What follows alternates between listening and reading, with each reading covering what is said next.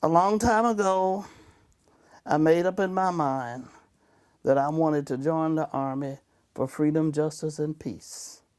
I ain't gonna let nobody turn me around, turn me around, turn me around. I ain't gonna let nobody turn me around. I'm gonna keep on a-walking, keep on a-talking, marching up to freedom land. Did people try to turn you around when you were making decisions? Oh, yes. You know, one I really know that tried to turn us around with everything he had, but it just didn't work. Oh, Bull Connor. And I hope he met the Lord somewhere on the road that would change his heart, because he would not only the name callings and the way he would give his authority, and he would have the firemen to turn those water holes, sick the dogs on us. Oh, yes, they tried to turn us around. And I never forget coming across that bridge. They call it Bloody Sunday. The Edmund Pettus Bridge. Yeah, baby.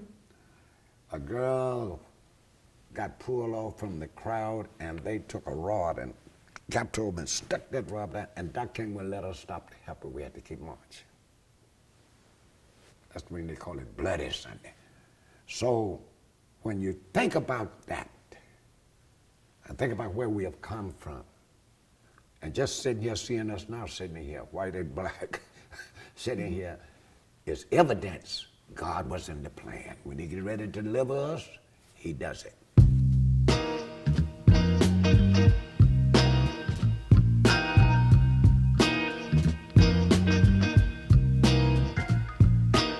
Kentucky's movement was equally as rich and isn't rich, and the Civil Rights Hall of Fame captures that. And we appreciate the work that you all do at the University of Kentucky and your willingness to work with us to try to document some of the life, history, and work of these people.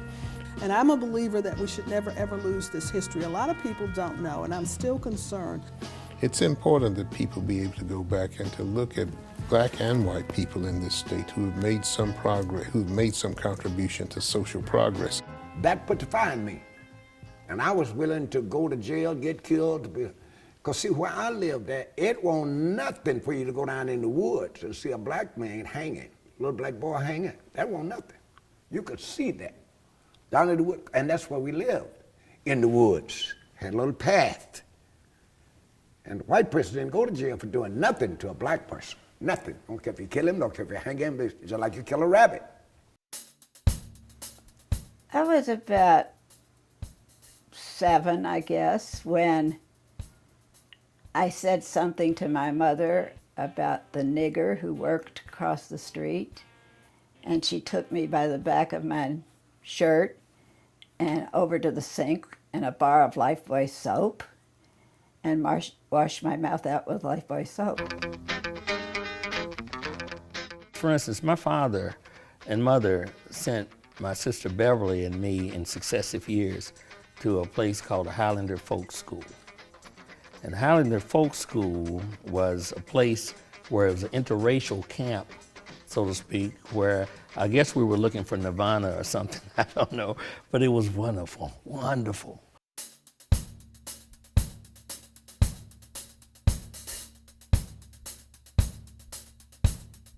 So you've been arrested 37 times in Louisville? In Louisville. And then you've been arrested other times in other parts of the country? In Jackson, Mississippi. I've been to prison in Georgia. I've been to prison in Alabama. I've been to Parchman. Let's see, where else did I go to jail at? I've been to jail in South Carolina. And I've been to jail in Washington, D.C., moving up south. Were you in those marches? No, I was at home raising money to get people out of jail who were arrested during those marches. Because I had 5 children, it really wasn't practical for me to get arrested. Although to this very day, it is a slur on my reputation that I've never been able to get arrested. I mean, seriously, everybody I know in the movement was arrested. I just missed it. One of the great things that happened was our music. We would always sing. We would always sing in jail. we would sing in jail and would pray and sing, and we'd have bands in jail. We had guys playing the drums, and had trumpets and everything. We made music in jail. It was a time when you could feel the blood rushing through your veins. That's the only way I can describe it. You felt it inside out. You knew it, you lived it, and you thought and you knew you was on the precipice of something important. There's something important and that you had a role in it.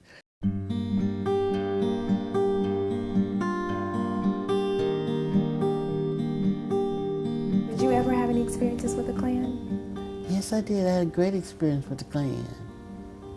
They hate me. How do you know that? Tell us what happened. I had a bill, anti-mask bill, prohibiting anyone from wearing a mask in public or burning a cross on public property. It was an anti-Klan bill.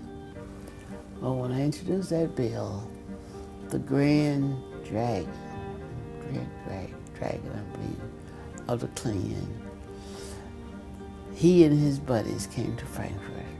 So I went on before the committee. That evening I called my husband, Powers, and I said, and he always told me, he said, well, I saw you on TV on the news. He said, you seem so nervous. I said, if you had that grand devil standing behind you, you'd be nervous too. I didn't call him Grand Dragon, I said the devil. I said that grand devil, but standing behind you, you'd have been nervous too. It was an ugly time in this community. You have to admire the parents and the kids that sent those kids on those buses. All you had to do was look. I mean, they had policemen. You had to escort these buses to these schools. You had to have police at these schools. In this work, we always have to remember the people whose shoulders we stand upon, the people who made the sacrifices years and years ago, such that I could sit here today after 44 years of being the CEO of the Urban League.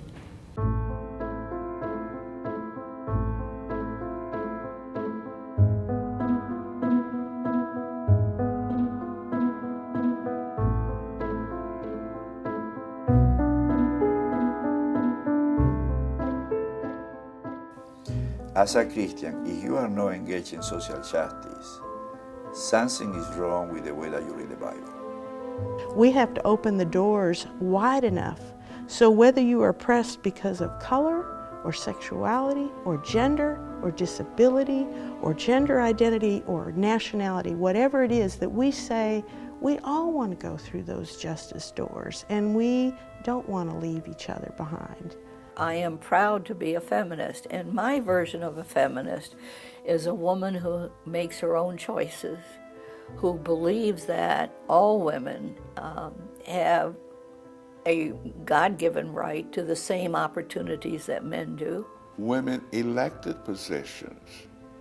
You had Senator Powers, you had May Street Kidd, you had Lois Morris.